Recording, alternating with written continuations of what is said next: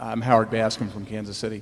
When you are estimating a growth rate on a company of a very predictable company, I imagine you apply a big margin of safety to it. What kind of rate do you generally apply? I mean, high single digits? In the margin of safety, or what kind of growth rate would you, on a predictable company, might you we are willing to buy stab at? companies that aren't going to grow at all.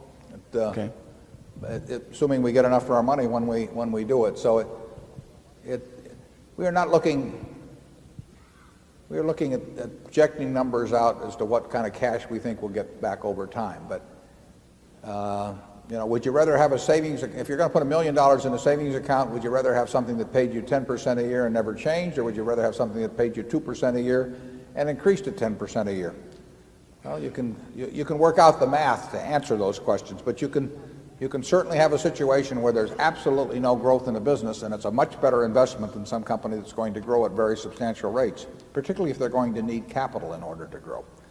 There's a huge difference in the business that grows and requires a lot of capital to do so, and the business that grows and doesn't require capital.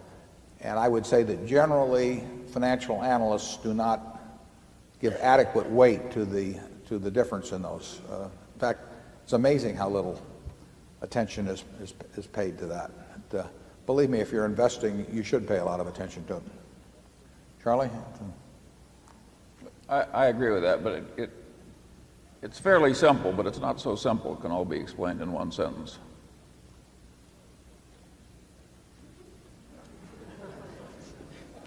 Some of our best businesses that we own outright don't grow, but they throw off lots of money which we can use to buy something else, and therefore our capital is growing without physical growth being in the business.